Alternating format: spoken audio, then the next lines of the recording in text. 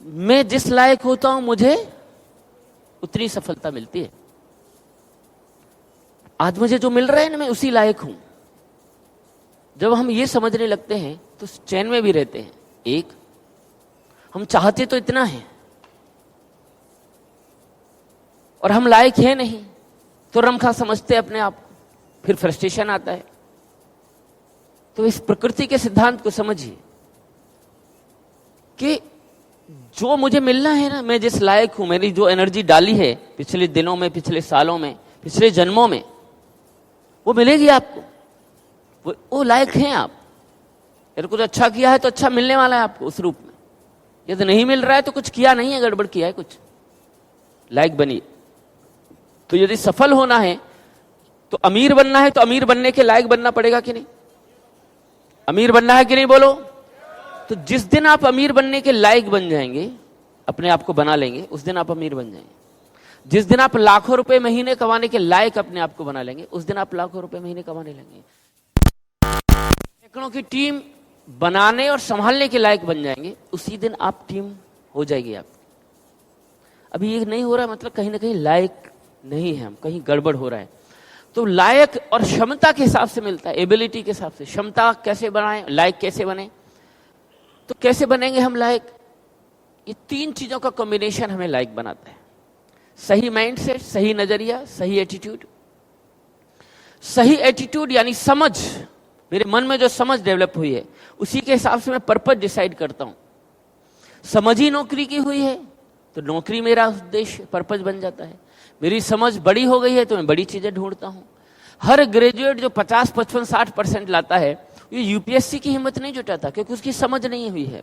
उसको नहीं लगता मैं कर सकता हूं। तब क्यों कर सकता है? पर उसकी समझ और विश्वास नहीं आया। अब आपको ये लग सकता है ये डायलॉग है, हर व्यक्ति नहीं होता। हाँ, नहीं होता। हर व्यक्ति सफल नहीं होता। ये बिल्कुल सही है। ये बिल्कुल सही है कि हर व्यक्ति सफल नहीं होता। ये बिल्कुल सही है। और ये भी सही है, हर वो व्यक्ति सफल होता है जिसको विश्वास है कि वो सफल हो सकता है। ये भी सही। अब वो 55, 60, 65, 70% लाने वाला बच्चे को ग्रेजुएशन में, उसको लगता ही नहीं कि मैं यूपीएससी कर सकता हूं, तो नहीं यूपीएससी कभी करेगा। कभी आईएएस, आईपीएस, आईएफएस बनेगा ही नहीं। आरएएस भी नहीं बनेगा, क्योंकि उसको लगता ही नहीं मैं इस लायक हूं। उसको विश्वास तो होना चाहिए मैं कर सकता हूं। और ये डायलॉग नहीं है। आप देख लीजिए ना 12th फेल मूवी। 12वीं में फेल होने के बाद और फिर 12वीं पास हुआ तो 3rd डिवीजन पास हुआ।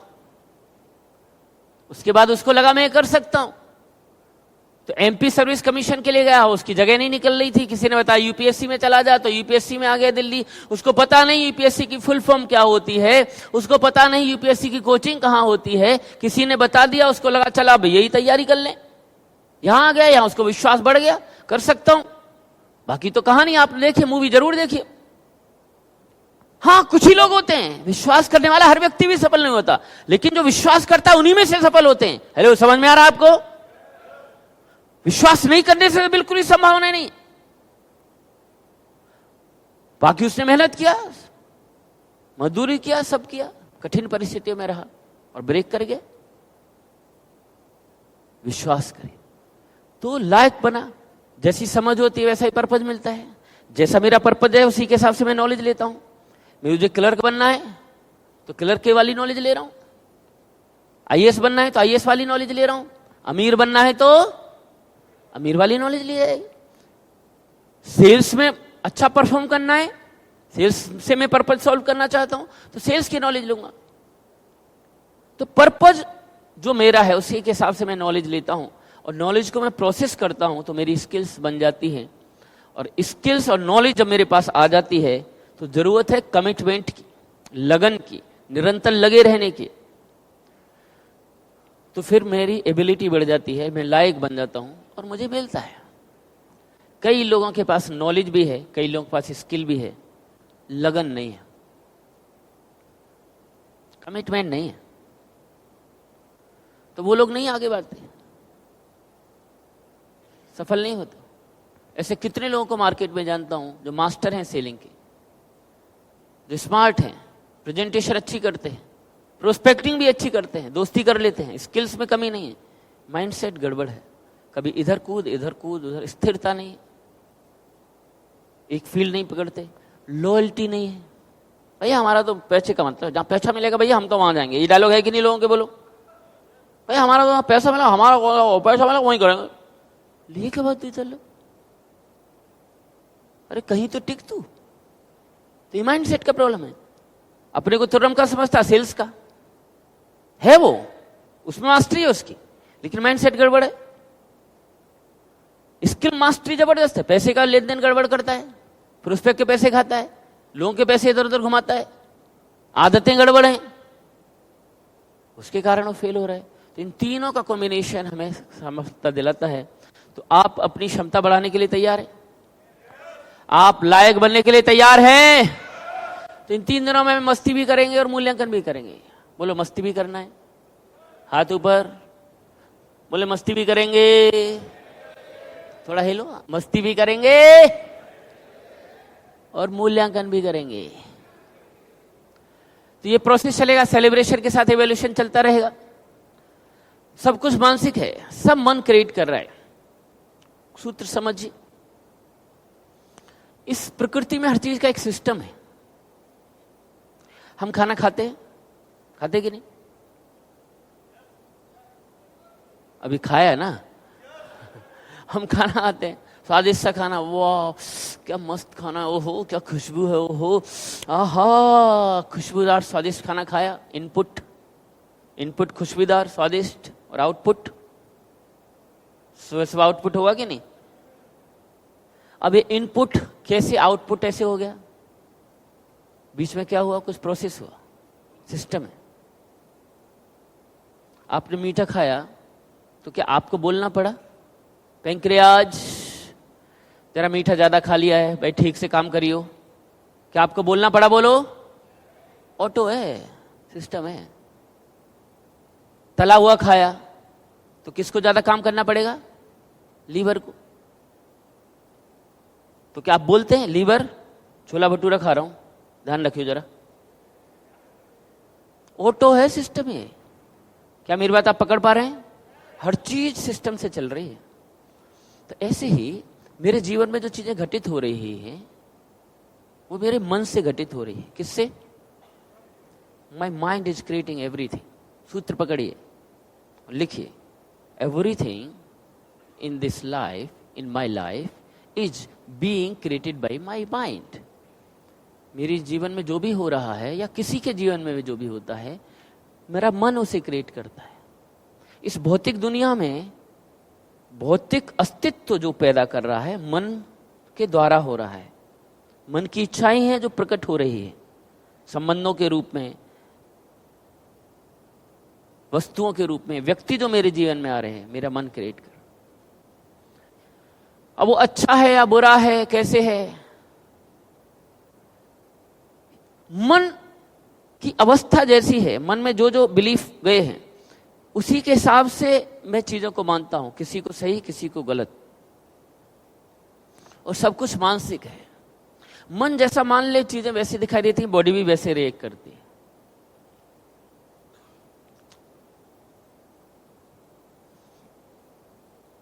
एक लड़की हमारे सामने आ जाए,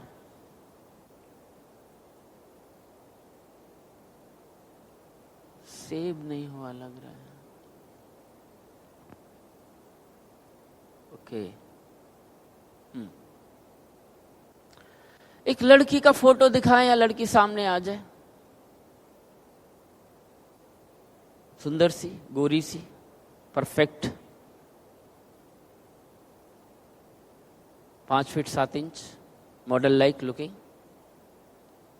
36, 26, 36, परफेक्ट फिगर, 21-22 साल की लड़की। उसको देखकर हमारे मन में सहज बहुत अच्छे ख्यालात नहीं आते, वो हमें चीज नजर आती है, बहुत मस्त मस्त चीज।